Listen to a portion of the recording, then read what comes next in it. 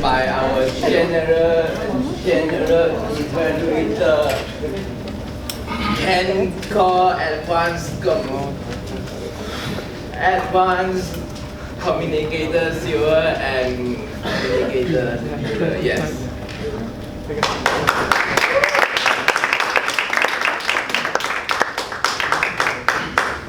Good evening, Monash and Indie Toastmaster Club. How are you feeling today? Great. You want to feel better?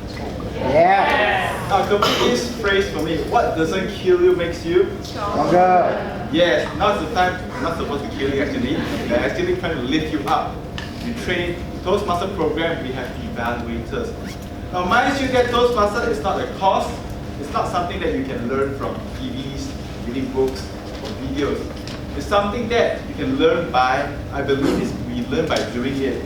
Everything that we do here, we know that we can find our strengths and we can know what are the weaknesses that we can actually complement from it, and for the next meeting, we become stronger. So evaluators here, they're not here to kill you, they're not here to pull you down. Their intention here is actually trying to lift you up. Doesn't it make a Toastmaster a better leader today? Yep. Yeah. Now, just now you heard from the whole project speaker. I'd like to invite the first evaluator, Toastmaster Christine Pang, to give her evaluation on the first speaker, Josh M. Please welcome Christine Pang.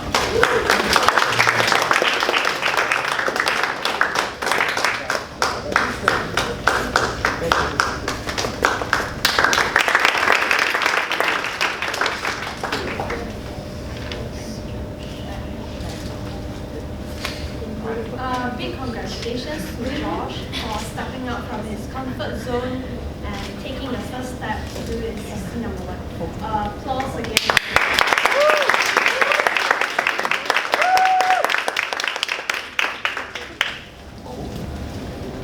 A big kudos to you for not using notes, and you have a good eye contact with all of your audience. What I like about your speech is that you prompt a question at the start of your speech so that you can get engagement from your audience. And these serves like actually a good start to your own speech, as you get to capture the attention of the audience right from the start. The other thing I like about your speech is that it's humorous. I like it the way that you inject certain humor into your speech and occasionally making the audience laugh as well. To suggest that you can take your speech to the next level, Josh, when you're going or when you're about to do something, like for example, you're going to ask a question, you don't have to say, now I'm going to ask you a question. You can just straight up and say, so has any one of you watched a TV show before, or what's your favorite TV show? Just move on and just ask them, so that it is not too awkward, and you can just further say, today I'm going to talk about something. And besides that, you don't have to say sorry for the mistakes that you have done. It is your own speech and you're talking based on your experience. Nobody knows what is wrong or what is right. You can actually craft a story and nobody actually knows that it's fake. And it is your own speech, you can craft it your own way and do it in a style that you are most comfortable with. And good luck to you. I'm looking forward to your next speech.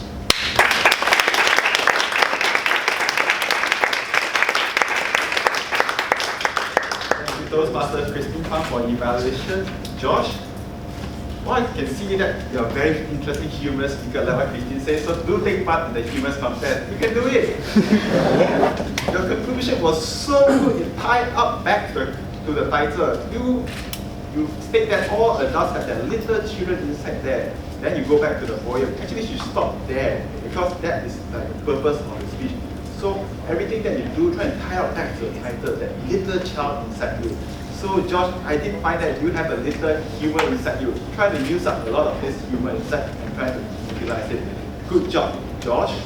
Now, our second speaker, Bowie, I'd like to invite the second evaluator, which is the club president, the club VPE, Ronald Fedora, to give his evaluation on Bowie.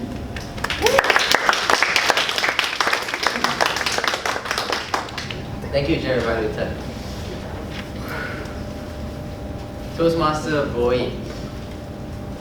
When I was sitting down there, I had a mixed feeling about your presentation. I was deciding whether to kill you or to lift you up. So instead, I choose to give you a sandwich. Let's start with your strengths. I really like that you have a good element of humor. Ladies and gentlemen, remember when Boy introduced the Pepsi and the Coke? And then his title, before he even started, was Pepsi or Coke. And he asked the audience whether you like a Pepsi, raise your hands. Whether you like a Coke, raise your hands. And then he paused and he said, I don't care.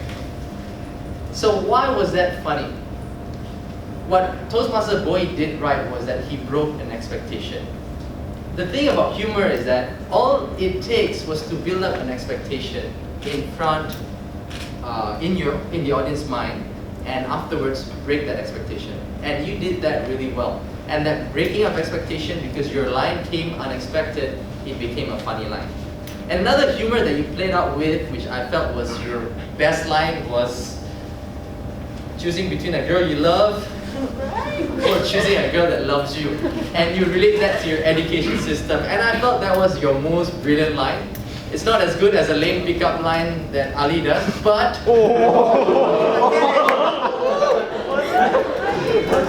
think it's still fantastic. Furthermore, I'd like to also praise you on your use of visual aid. It's really clean and you really focus on just using pictures. And I think that's the way to go when you want to use computer visual aids. It becomes very visual and that's very powerful.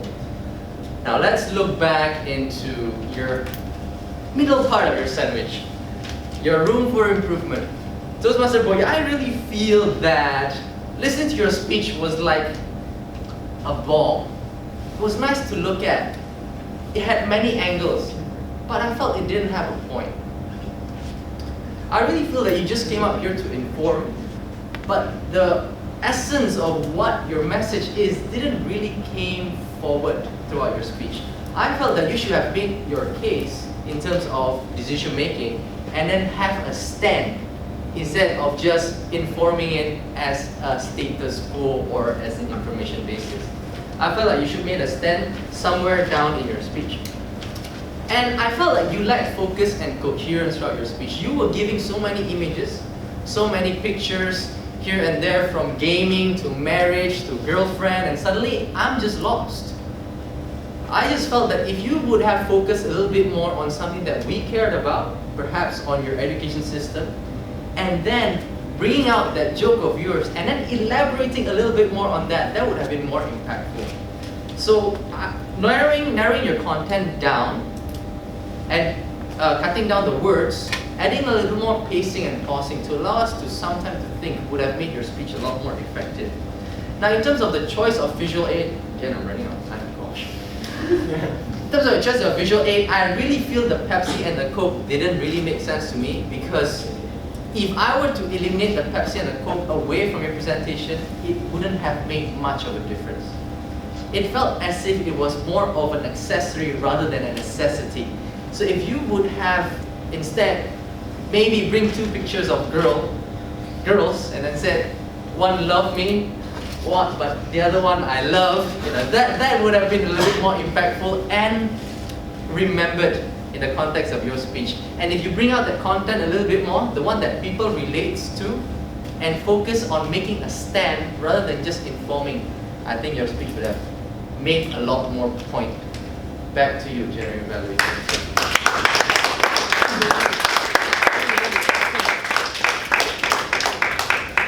Thank you, Ronald, for his evaluation. Now, Bowie, I did realize that you make good use of visual aids. You use the wireless mouse, but somehow you feel like you cannot manage with it. It's good. It's like, it's okay that sometimes things goes wrong with our, even though we have the preparation, we set up everything, but try to make use of the wireless mouse.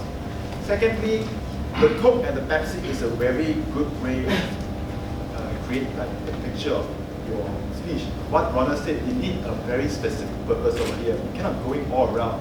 One can suggest to you that Pepsi and Coke might be a good idea. You can put a table in front and Pepsi and Coke right over there. That is like the thing that people will stare at most of the time, because you put it like in the floor. In the beginning you draw up, you put it on the floor, then in the end you take out again. Somehow the Pepsi and the Coke that visual aids like not that there anymore. Your purpose is just gone off already. So put a table there, everybody can see it.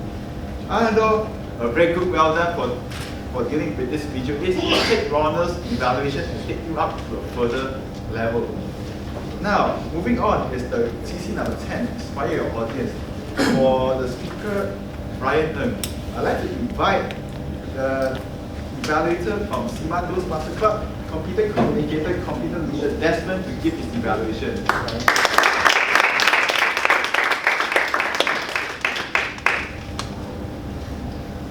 The graduation speech, the inspirational speech, the best speech.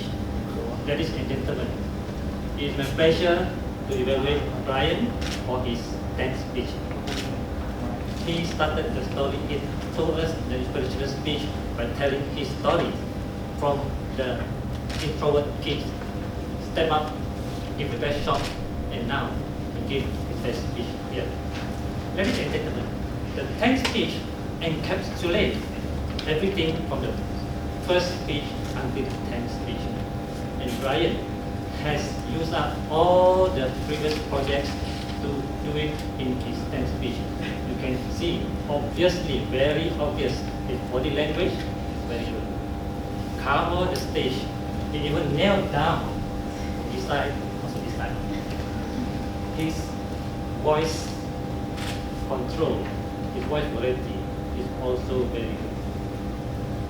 Do you agree? Yeah. Yes. But something that I feel in Brian's speech just now is that he is too reserved.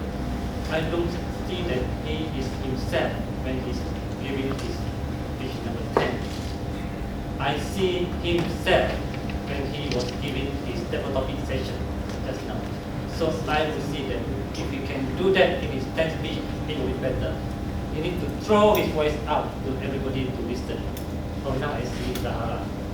When I throw my voice to Zahara. If he do that, I think it would be better. Very, very good. But all in all, I like his speech because he looked at everybody and especially he looked at the evaluator, which is me. You must, when you give anything, your speech or anything, you must know your target audience. If the evaluator likes you, then he will give a very generous evaluation. So that is the pointer from Brian. Look at your evaluator when you give a speech. The next thing I like from Brian is that he knows where to stand. If in this shape, V shape, you have to stand before this end of this table. If you move up here, I would say that this U shape is a trap. Most of the speaker falls into the trap because they move here.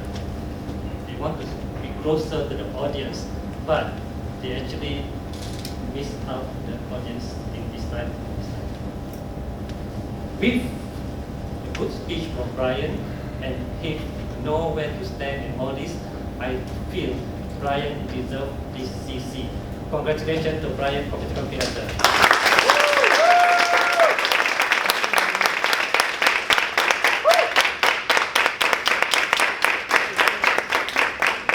Thank you, competent communicator, competent leader, Desmond. So Brian, where's Brian? Congratulations! You're officially competent communicator, Brian. So give me a round.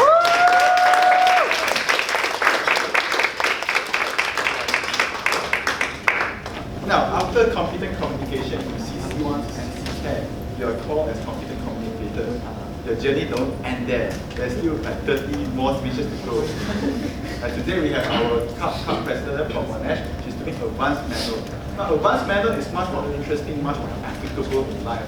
And today she's doing storytelling. At least she can be a kindergarten teacher. Or some people do like news reporter. They video themselves and they display on the screen for everybody to see. Some of them they did entertainment speaker. Some of them did humorous speaker like our icebreaker speech. Josh, you can try humorous one day. So these kind of things are very applicable and much more specialized to the specific purpose. Now I'd like to invite her evaluator, competent communicator, competent leader, Winnie Wong, to give her evaluation to Arina.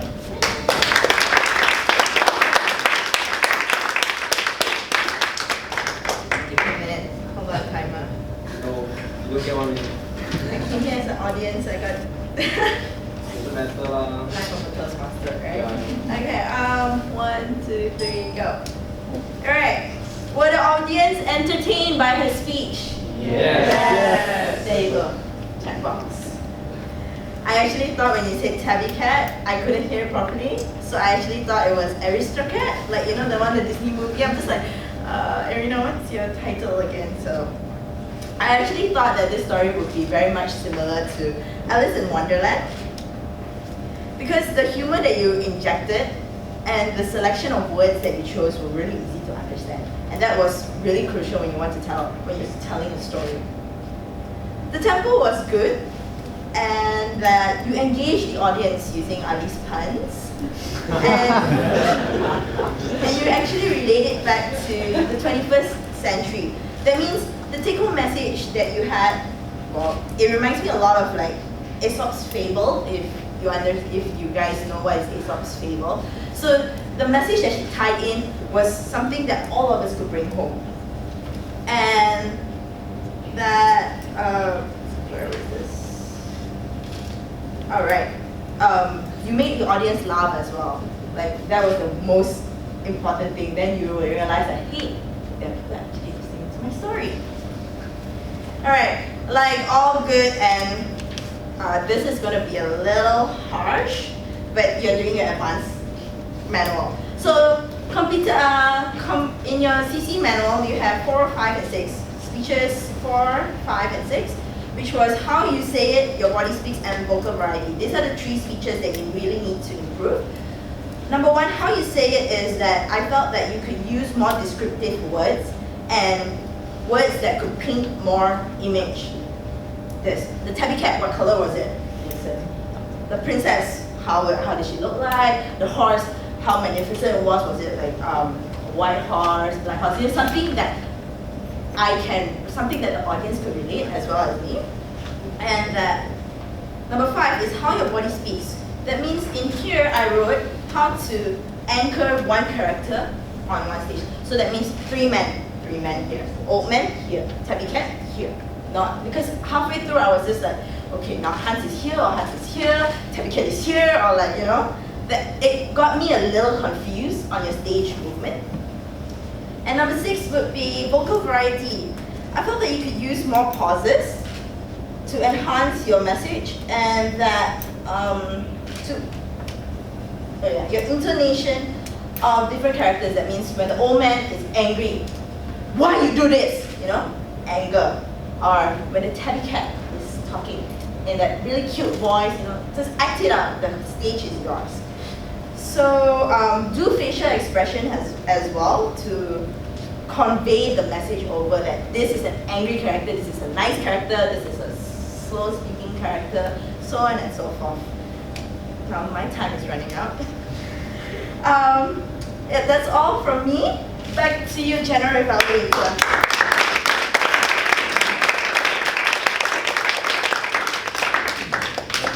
For a very precise and very effective evaluation. Now she did like a very, raise up the bar evaluation, because we usually treat CC speaker like they are very children, very baby, so we're trying to give them a lot of encouragement. Once you step into CC, it's like stepping out from the comfort zone, be more serious, or be more, be more eloquent in the speech. Try to tackle Alice project speech to your full force. In other words, in Toastmaster, one of the values is excellence, so do it to your best. So Toastmaster Arena, take Winnie's evaluation to bring up yourself to the greater level. So thank you, Winnie Wong.